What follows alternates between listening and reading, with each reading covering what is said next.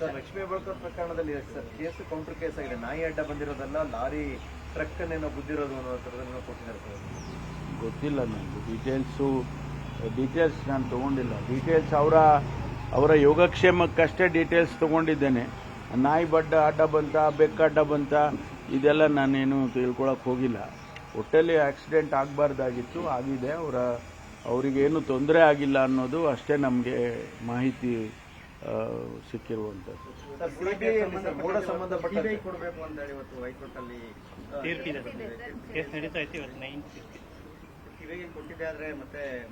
ಇಲ್ಲ, ತೀರ್ಮಾನ ಏನು ಬರುತ್ತೆ ಕಾದ್ ನೋಡೋಣ. ಅಲ್ಲಲ್ಲ, ಕಾದ್ ನೋಡ್ಬೇಕು. ಜಡ್ಜ್ಮೆಂಟನ್ನು ನಾವು ಹೆಂಗೆ ಪ್ರೆಡಿಕ್ಟ್ ಮಾಡೋಕ್ಕಾಗುತ್ತೆ? ಜಡ್ಜ್ಮೆಂಟನ್ನು ಪ್ರೆಡಿಕ್ಟ್ ಮಾಡೋಕ್ಕಾಗೋದಿಲ್ಲ. ಬರಲಿ, ಜಡ್ಜ್ಮೆಂಟ್ ಬರಲಿ. ಸಾಯಂಕಾಲದೊಳಗಾಗಿ ನಮಗೆ ಏನಾದರೂ ಮಾಹಿತಿಗಳು ಸಿಕ್ಕಿದ್ರೆ ಅದಕ್ಕೆ ಏನು ಅನ್ನೋದನ್ನ ತಿಳಿಸ್ಬೋದು.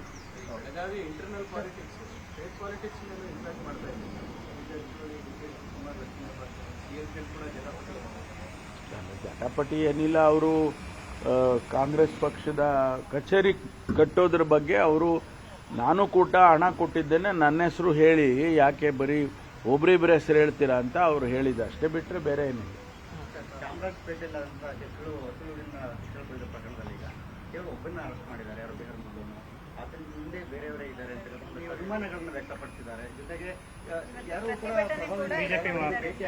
ನೋಡಿ, ಒಬ್ಬ ಕಟ್ ಮಾಡಿ ಕತ್ತರಿಸಿದವನು, ಒಬ್ಬ ಕೆಚ್ಚಲು ಕುಯ್ದವನು ಒಬ್ಬ ಅಂತ ಹೇಳಿ ಅವನನ್ನ ಅರೆಸ್ಟ್ ಮಾಡಿದ್ದಾರೆ.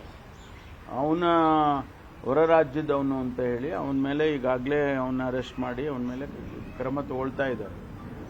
ಒಂದು ವೇಳೆ ಆ ರೀತಿ ಏನಾದರೂ ಇತ್ತು ಅಂದರೆ ಅದನ್ನು ಆ ಆ್ಯಂಗಲ್ನಲ್ಲಿ ಏನಾದರೂ ಇನ್ವೆಸ್ಟಿಗೇಟ್ ಮಾಡಬೇಕು ಅನ್ನೋದಿದ್ರೆ ಪೊಲೀಸ್ನವ್ರು ಮಾಡ್ತಾರೆ. ಯಾರಾದರೂ ಹಿಂದೆ ಇದ್ದಾರಾ, ಅವನಿಗೆ ಹೇಳ್ಕೊಟ್ಟು ಮಾಡಿಸಿದಾರಾ, ಅಥವಾ ಅವನೇ ಮಾಡಿದ್ದಾನ, ಇದೆಲ್ಲವನ್ನು ಕೂಡ ಇನ್ವೆಸ್ಟಿಗೇಷನಲ್ಲಿ ಬರುತ್ತೆ. ಬಂದಂಥ ಸಂದರ್ಭದಲ್ಲಿ ಅಕಸ್ಮಾತ್ ಯಾರಾದರೂ ಅವನಿಗೆ ಫೋರ್ಸ್ ಮಾಡಿ ಅಥವಾ ಸಹಕಾರ ಮಾಡಿದ್ದಿದ್ರೆ ಅವ್ರನ್ನೂ ಅರೆಸ್ಟ್ ಮಾಡ್ತಾರೆ, ಅವ್ರ ಮೇಲೆ ಕ್ರಮ ತಗೊಳ್ತಾರೆ.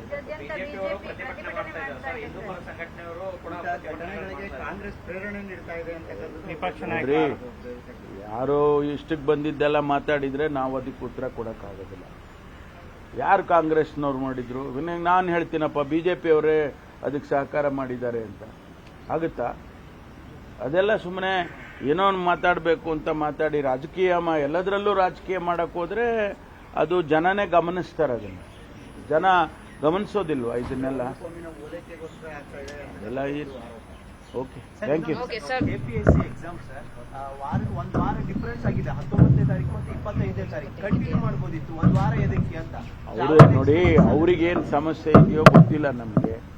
ಕೆಲವು ಸಂದರ್ಭದಲ್ಲಿ ಪ್ರಶ್ನೆ ಪತ್ರಿಕೆಗಳು ಸರಿ ಮಾಡೋದಕ್ಕೆ ಅಥವಾ ಕೆಲವು ಸಂದರ್ಭದಲ್ಲಿ ಆ ಸಿಸ್ಟಮ್ ಎಕ್ಸಾಮಿನೇಷನ್ ಮಾಡಬೇಕು ಅಂತಂದರೆ ನೂರಾರು ವಿಚಾರಗಳಿರುತ್ತೆ. ಎಲ್ಲ ಕಡೆ ಈಗ ಶಾಲಾ ಕಾಲೇಜುಗಳಲ್ಲಿ ಮಾಡ್ತಾರೆ, ಅಲ್ಲಿ ಅವರು ಕೊಡಬೇಕಲ್ಲ, ಅಲ್ಲಿ ಮಕ್ಕಳಿಗೆ ರಜೆ ಕೊಡಬೇಕು ಅಥವಾ ರಜೆದಿಂದಲೇ ಇವರು ಎಕ್ಸಾಮ್ ಮಾಡಬೇಕು. So many things are there. ಅದಕ್ಕೆ ಅವ್ರು ಮಾಡ್ಕೊಂಡಿರ್ತಾರೆ. ಅದಕ್ಕೆ ಅದೆಲ್ಲ ನಾವು ಹೇಳಕ್ಕಾಗೋದಿಲ್ಲ. ಅದು ಅವ್ರಿಗೆ ಅಥಾರಿಟಿಗೆ ಬಿಟ್ಟಿರೋದು ಇವರೇ.